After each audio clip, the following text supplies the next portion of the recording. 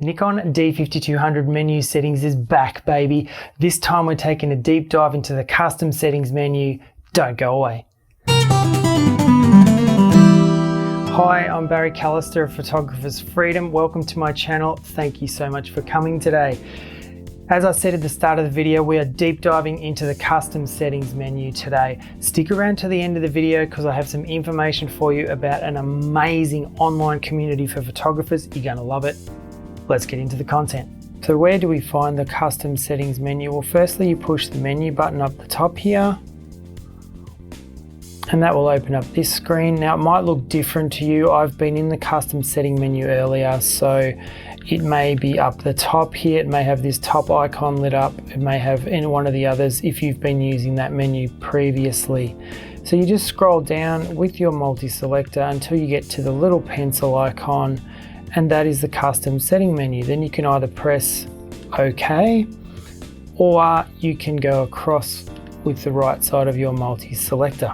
So reset custom settings will reset all the settings within the custom settings menu back to their defaults. So you just click across there with your multi-selector on the right and then select yes if you want to do that. Click OK and it will reset them all back to their defaults. Below reset custom settings we have AutoFocus, and if you click OK or go across with the multi-selector, you can see within the autofocus menu we have A1, A2, A3 and A4. So we'll start up the top with A1, which is AFC priority selection. Now what this does, if you click across here you have two choices. You have either release or focus.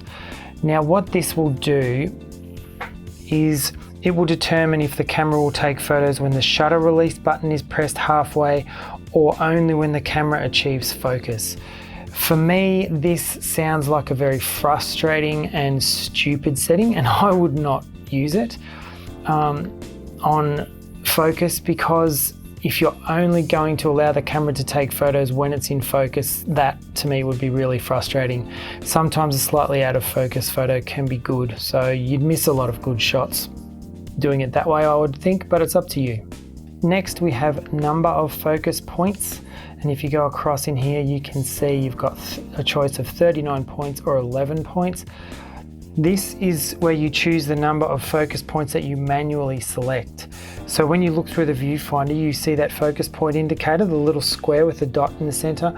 You can move that wherever you want using the multi-selector.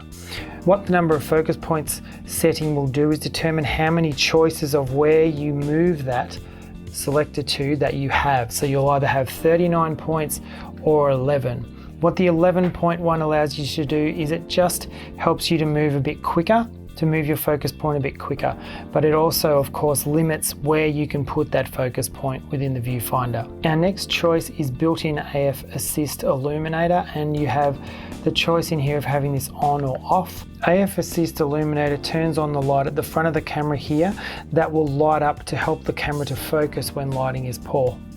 The next setting is range finder, and you can choose to have this on or off. This allows you to use the exposure indicator in the viewfinder to determine if your subject is in focus or not. Keep in mind that this cannot be used with live view. It's only available through the viewfinder.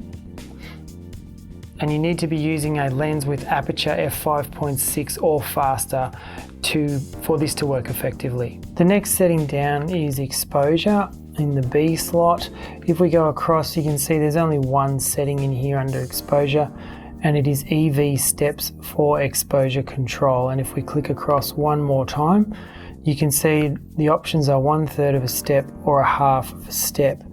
So these are the increments that will be used when you make adjustments to shutter speed, aperture, exposure and flash compensation and bracketing. So you get the choice of 1/2 a step or 1/3 of a step.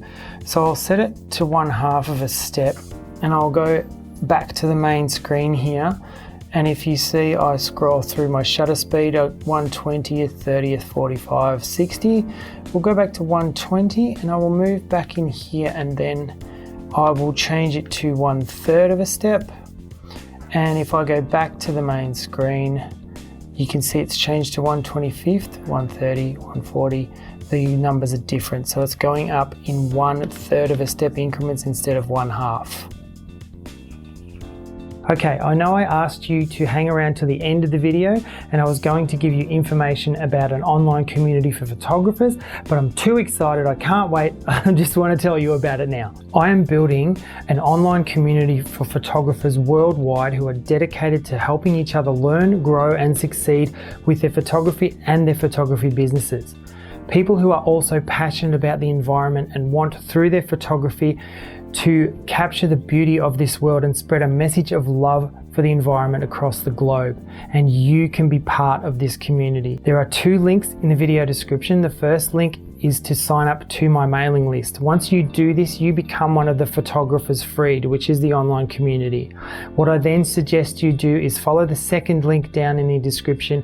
That will take you to the Photographers Freed Facebook group. Sign up to the group, please answer the questions and agree to the rules, because I want to make sure that I'm getting the right people in this community. This is not about sharing photos and getting CC and about getting feedback on your photos. It's about helping each other to learn and grow and succeed with your photography and your business. It's a supportive, helping, caring community, and you can be part of it. There's 2 links in the video description. Get on it right now. Let's get back to the content. Our next setting in the menu is Timer's AE lock. That is in spots C1, C2, C3 and C4. So at C1 we have shutter release button AEL. The AEL stands for auto exposure lock. So if you turn this on, the exposure will be locked in when the shutter button is pressed halfway.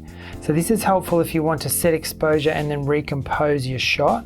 For example, if you have someone standing in front of a building or a monument, you can expose for their face, lock the exposure and then recompose the shot to include the monument in the background.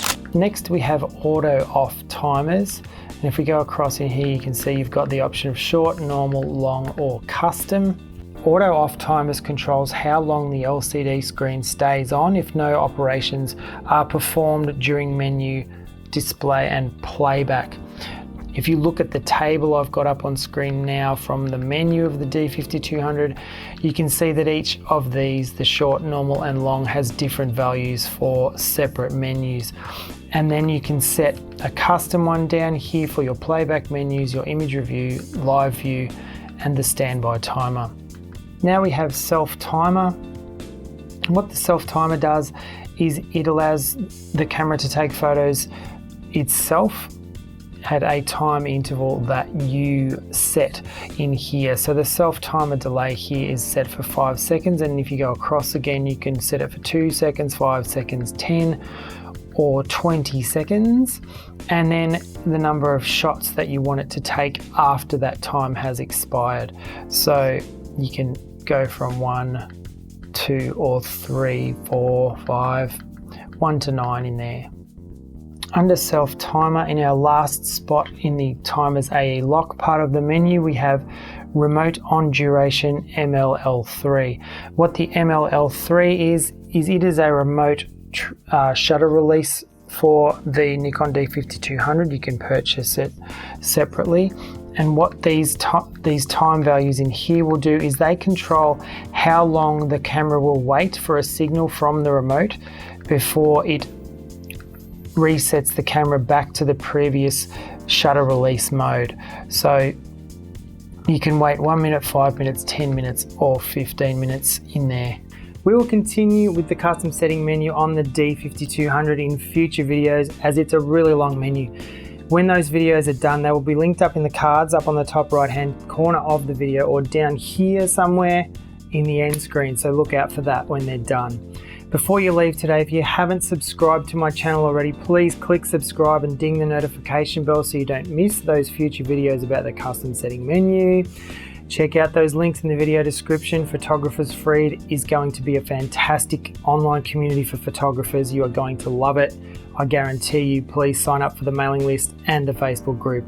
Until next time, I'm Barry Callister of Photographers Freedom. Get out there, take some wicked shots, and I'll see you soon. Bye.